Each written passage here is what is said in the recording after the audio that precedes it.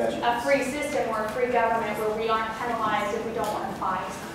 I think the correct response to that would be is that you would have to play with the system, because you would have to figure out for the individuals that are saying, like, I really don't want this, then they need to have a framework in which they're able to submit that claim and say, this is the reason why I don't feel like I want to pay for this. And I feel like taking it from that perception instead of, even to find something that is completely different or even an amendment to the Affordable Care Act, just to say that, okay, these individuals seriously don't want to pay this, they want to pay a la carte, and so they're aware of the high prices for paying an a la carte, then that's fine. Right. I want to thank all of the participants tonight. It will be each giving 4-minute closing remarks, and then we will be collecting your ballots, so please be filling those out as they're giving their closing remarks. Thank you. Starting to work on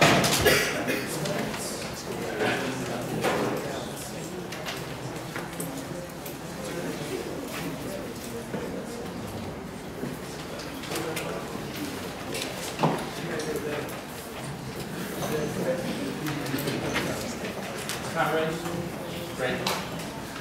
Once again, thank you all for coming. This is our last opportunity to speak, so thank you so much for coming. We apologize for going long. I'm going to try not to use all 4 minutes of my speech to talk, so I can get you out of here 30 seconds earlier. Let's quickly run through the arguments that have been answered, have not been answered. First off, the constitutionality. We made the argument that they use justification that guns and marijuana are currently regulated. We say that shouldn't be the case in the first place. That was never responded to by the Democrats, so that argument would flow over to the Republicans as far as winning that debate.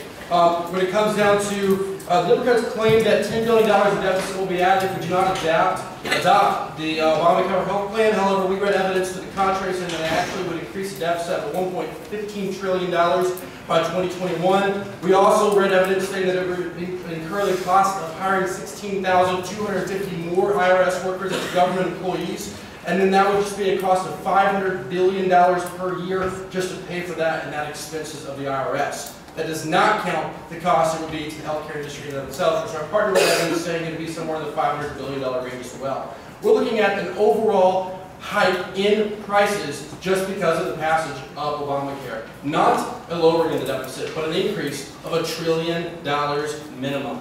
And then let's bring up the argument that was asked in cross-examination several times, and by one of the audience members, who I love this question, by the way, said if Medicare and Medicaid cost so much more than it was originally predicted, what is your guarantee that Obamacare will not do so? The argument was, well, it's going to be fair across the board. That doesn't actually answer the question. How do we ensure that Obamacare does not cost more money than it was originally predicted to cost? There's no answer to that question anywhere in this debate. We also asked for evidence regarding access, etc. We heard a story that's very sad about a young lady who was rejected. And our arguments would indicate that it's because of the fear of frivolous litigation and that have created policies in hospitals and insurance companies that prevent some hospitals from providing care to some people. Yes, but that is not going to be solved by another one-size-fits-all solution. That's going to be solved by state-by-state, company-by-company, tort reform, or some other changing company policy. That's an act of negligence on behalf of that doctor in that medical facility, and that girl's death is regrettable. That is not, however, going to be solved by stealing the rights of 330 million Americans. That's not going to be solved by doing that. This was put into a moral call of a better nation in the beginning of their speech, from the Democrats. A better nation would result if we provided universal health care. I would argue that either Canada, the UK, or anyone else are better off, seeing as how the United States is constantly bailing them out of their financial situation. I would also argue that given the fact that we are currently $14 trillion in debt, we are considerably hurting ourselves as we move forward with a plan that adds another $1 trillion to that by 2021. And that's just the prescribed cost that we currently believe it might cost us. Ladies and gentlemen, we have to ask ourselves the question of what's the real moral question here. As Americans, as freedom-loving people, where do we draw the line? 1/5 of our economy is today on the line. Where do you draw the line? In our arguments, we would indicate that we draw the line at freedom. If you take any of our freedom, then you are taking too much. There is no compromise when it comes to freedom. It is, as Patrick Henry famously put, give me liberty or give me death. And ladies and gentlemen, that's the Republican stance on this issue. We should not compromise our principles, our morals, our freedoms, so that some people in Washington can get richer, and that government can be completely subsidized and our economy is a socialist state. This idea was originally prescribed by Karl Marx and Lenin. They wanted this. And I'm out of time.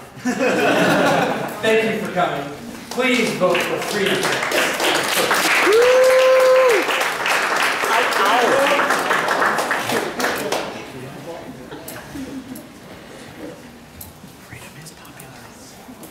The libertarian argument against the individual mandate is clear. An individual mandate is flat out immoral, and here's why. The individual mandate takes the assumption that the government, with the consent of the majority, owns our lives. This is not the case. By the act of creation, God endowed us with the right to our life, the right to use our life to reason, to pursue God's pleasure, or neglect to pursue our own, to use our life for free action, and to pay the consequences of these actions, as well as the unfortunate consequences of past sin due to the fall of man. Because this life is given to us as our own through our nature, as God has created us, it follows that we have no right to our fellow man. We have no right to use our lives to murder, rape, steal, or conduct any other action against another human being that is done with force. That is, without their explicit individual consent. When we create government, its sole purpose is the protection of these God-given rights. It is created to protect human beings from the initiation of force, not to initiate force itself, as in the case of the individual mandate. Since we create government out of individuals, it follows that a collection of individuals has no right to an individual's life. As Thomas Jefferson said, what is true of every member of society individually is true of them all collectively, since the rights of the whole can be no more than the sum of the rights of the individuals. As he went on to say, it is strangely absurd to suppose that a million human beings collected together are not under the same moral laws which bind each of them separately. As an individual, I have no right to go to my neighbor and force him to purchase health insurance. If Craig and I were the majority in society, and our neighbor was a third of the population as the minority, we would likewise have no moral ground to force our neighbor to buy insurance. Just because we have decided for him as a society doesn't mean we have the moral high ground to make decisions for our neighbor. We may be forcing him out of the thoughtfulness or practicality of government legislation, but there is no thoughtfulness in forcing someone to do something against their will, and with the threat of, in this case, a fine. Even if we think what's best, we know what's best for him. By doing this, we assume that we own his life. But just like as when we were individuals, we both collectively, as the majority, have no right to our neighbor's life. We, the libertarians, believe that the end does not justify the means. We believe that freedom and competition work. What is good for one